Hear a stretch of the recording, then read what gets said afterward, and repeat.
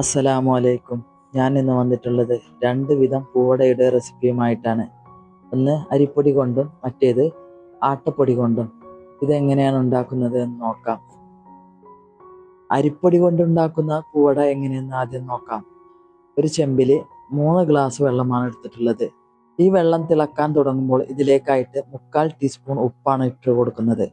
വെള്ളം നന്നായി തിളച്ചാൽ ഇതിലേക്കായിട്ട് 3 ഗ്ലാസ് അരിപ്പൊടി, ഇടിയപ്പം, അപ്പപ്പൊടി, പത്തിരിപ്പൊടി എന്നൊക്കെ പറയില്ലേ, ആ പൊടി 3 ഗ്ലാസ് ഇട്ട് കൊടുത്തിട്ട് നന്നായി ഇളക്കി യോജിപ്പിക്കുക. എങ്ങനെയാണോ പത്തിരിക്ക് പൊടി വാട്ടുന്നത് അതുപോലെ തന്നെ നന്നായി ഇളക്കി യോജിപ്പിച്ച് 5 മിനിറ്റ് നേരം ഇത് അടച്ചു വെക്കണം. അതിനുശേഷം കൗണ്ടർ ടോപ്പിലിട്ട് ചൂട് മുഴുവനായും മാറുന്നതിന് മുമ്പായിട്ട് നന്നായി കുഴച്ചെടുക്കുക. ഇതിലേക്ക് എടുത്തിരിക്കുന്ന ശർക്കര മുറയൂർ ശർക്കര ഒരു ഉണ്ട ആണ് എടുത്തിട്ടുള്ളത്. പിന്നെ തേങ്ങ 2 തേങ്ങയും. പത്തിരി ഉണ്ടാക്കാൻ വേണ്ടിയിട്ട് പൊടി കുഴച്ചെടുക്കൂലേ, സോഫ്റ്റായിട്ട്, അതുപോലെ നന്നായി സോഫ്റ്റ് ആവണം പൂവടക്കും. ഇല്ലെങ്കിൽ പൂവട പൊട്ടിപ്പോവാൻ സാധ്യതയുണ്ട്.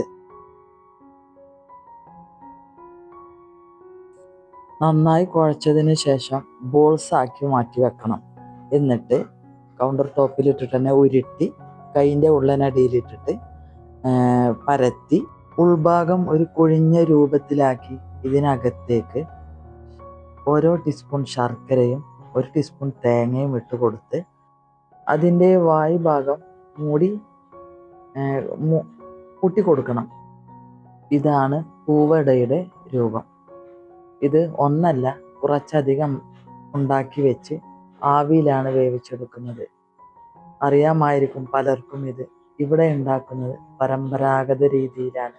വലിയൊരു ചെമ്പിൻ്റെ മുകളിൽ ഒരു കോട്ടൺ തുണി ചുറ്റിക്കെട്ടിയിട്ട് അതിൻ്റെ മുകളിൽ പൂവട നിരത്തി വെച്ച് വേറെ ഒരു പാത്രം കൊണ്ട് അടച്ചു വെച്ച് വിറകടുപ്പിലാണ് ഇത് വേവിച്ചെടുക്കുന്നത്.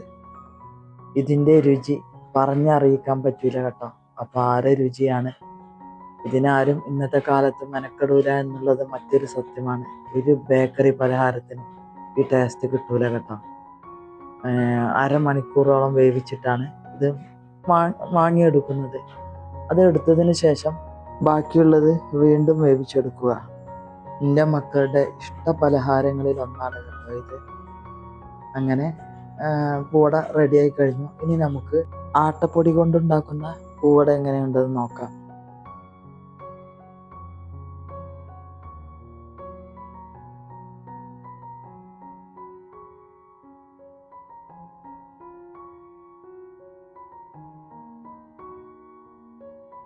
അരിപ്പൊടി കൊണ്ടുണ്ടാക്കിയ പൂവടക്ക് എങ്ങനെയാണോ പൊടി വാട്ടിയത് അതുപോലെ തന്നെയാണ് ആട്ടപ്പൊടിക്കും പൊടി വാട്ടുന്നത്.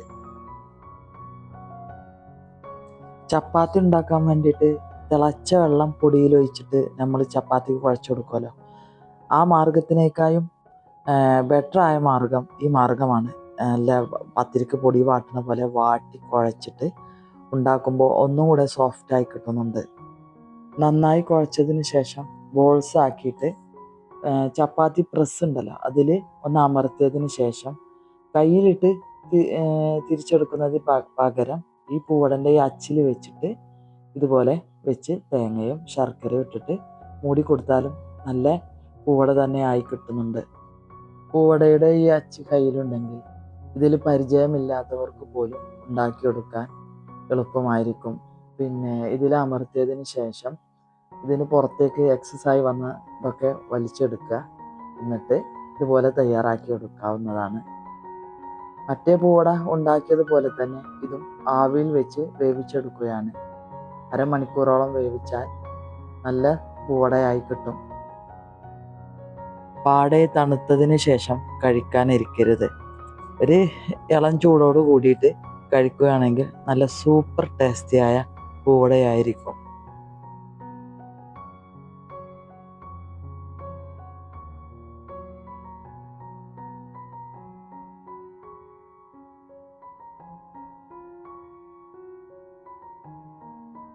നിങ്ങൾക്കെല്ലാവർക്കും ഈ വീഡിയോ ഇഷ്ടമായെന്ന് കരുതുന്നു.